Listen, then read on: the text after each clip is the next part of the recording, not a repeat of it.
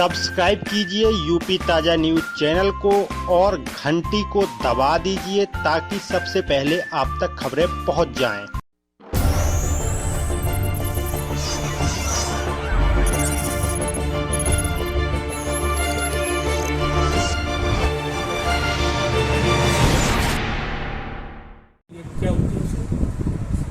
आज प्रेस वार्ता रखने का मकसद और आप सबको यहाँ बुलाने का मकसद, सबसे पहले तो पत्रकार बंधुओं का धन्यवाद देते हैं। आज आपको बुलाने का मकसद ये है कि ये हमारे यूथ ब्रिगेड के जिलाध्यक्ष दानिश खान जी, इनको कल गुंडा एक्ट और जिला बदर की कार्रवाई की गई है 6 महीने की, जबकि इनके ऊपर कोई आपराधिक मुकदमे नहीं है।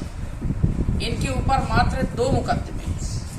एक मुकदमा जब इन्होंने नगर पालिका राठ का चुनाव लड़ा, उस दौरान जो विरोधी पक्ष से अवैध रूप से वोटिंग कराई जा रही थी, उसको रोकने का जब इन्होंने प्रयास किया, इन्होंने बड़ी शालीनता के साथ पीठासीन अधिकारी से अनुरोध किया कि सर ये गलत हो रहा है, यहाँ अवैध वोटिंग हो रही है, जो लोग नगर के नहीं हैं, गांव देहात से आए हैं, वो लोग यहाँ वोट कर रहे हैं, मैं इसका विरोध करता हूँ। तो इस बात पे तमाम अधिकारियों ने मिलकर इनके ऊपर मुकदमा लिखवा दिया। एक वो मुकदमा है। इसके बाद हाथरस में दलित बेटी के साथ जब रेप हुआ और उसकी डेड बॉडी उसके परिजनों को नहीं दी गई, उसका अंतिम संस्कार भी उसके परिजन नहीं कर पाए, इस बात को लेकर यूथ ब्रिगेड के जिलाध्यक्ष दानिश खान जी ने और अपने कई समर्थकों सहित जब इन्होंने पुतला फूंका गया, थोड़ा सा विरोध जताया, उस दौरान इन पर दूसरा मुकदमा लिखा। ये राजनीतिक मुकदमे हैं। जब व्यक्ति राजनीति करेगा, चुनाव लड़ेगा, तो ये सब छोटी मोटी घटनाएं होती रहती हैं। लेकिन दानिश खान से कहीं ज़्यादा कई ऐसे लोग हैं जिनके ऊपर दर्जनों मुकदमे हैं, आपराधिक मुकदमे हैं, बहुत गंभीर मामले में मुकदमे हैं। इसके बाद पूरे प्रदेश में आप ले लीजिए, जिला छोड़िए, उनके ऊपर इस तरह की कोई कार्रवाई नहीं की जाती, आप पता लगा सकते हैं।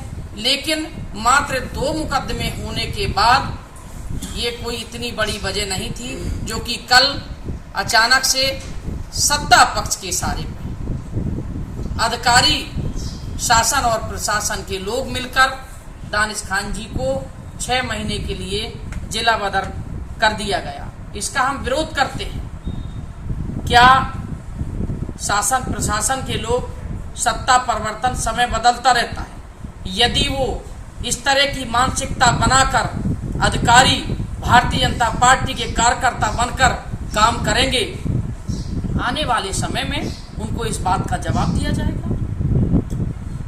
जी, क्या लगता है ये मुकदमा इन पर जो लगाया गया है जिला बदर का, ये आपका कहना क्या मतलब है कि ये शासन के आदेश पर ये मुकदमा पंजीकृत किए गए हैं? ये सब भारतीय जनता पार्टी के नेता, उनके कार्यकर्ता और जो उस मानसिकता के लोग हैं, जो अधिकारी और कर्मचारी हैं, भारतीय जनता पार्टी के कार्यकर्ता बन के जो लोग काम कर रहे हैं, उनकी साजिश के तहत ये मुकदमा दर्ज मुकदमे जो थे उस पर गुंडा एक्ट और जिला बदर की कार्रवाई की गई है। जबकि दानिश खान से ज़्यादा कैसे सैकड़ों भर लोग ऐसे हैं, हजारों लोग ऐसे हैं प्रदेश में जिनके ऊपर आपराधिक मुकदमे हैं, उनके ऊपर आज तक जिला बदर की कार्रवाई नहीं की जा रही। मात्र राजनीतिक 2 मुकदमों के कारण हमारे यूथ ब्रिगेड के जिलाध्यक्ष दानिश खान जी के ऊपर गुंडा एक्ट और जिला बदर की कार्रवाई की गई, उसका हम विरोध करते हैं। अगर मान लीजिए ये जो आरोप लगे हैं, अगर ये नहीं खत्म होते हैं तो फिर क्या करेंगे आप लोग? सड़कों पे उतरेंगे, आंदोलन करेंगे, फिर मुकदमे लिखे, फिर से पुतला फूकेंगे, फिर से धरना प्रदर्शन करेंगे, फिर से आंदोलन करेंगे, वो फिर से मुकदमे लगे। अभी दानिश खान को जिला बदर किया, उनकी हिम्मत है तो हमें आके कर दे। ये तो किसी को भी कर सकते ना, करें आके, उन्हें मुकदमा का बेस बनाना है, किसी को भी करना है तो कर सकते हैं। सत्ता पक्ष में बैठे हुए लोग चुनाव को मद्देनजर रखते हुए ये सब कहानी और साजिश रची जा रही है। यदि चुनाव के मद्देनजर रखते हुए इस तरह कार्यकर्ताओं के ऊपर और नेताओं के ऊपर साजिश करके उनको मुकदमे लिखवा के जिला बदर करके उनको अंदर करने का प्रयास किया जाएगा तो क्या इस ढंग से सत्ता में बैठे हुए लोग चुनाव जीत पाएंगे? अगर इस तरह से जीतना चाहते हैं तो पूरी राड विधानसभा के लोग तो क्या पूरे प्रदेश के लोगों को जेल भेजने का काम कर दें ताकि कोई चुनाव ना लड़ पाए और बैठे बैठाए चुनाव जीत ले। ये सबको चुनाव के मद्देनजर रखते हुए किया जा रहा है, इसीलिए हम इसका विरोध करते हैं। सब्सक्राइब कीजिए यूपी ताजा न्यूज चैनल को और घंटी को दबा दीजिए ताकि सबसे पहले आप तक खबरें पहुंच जाएं।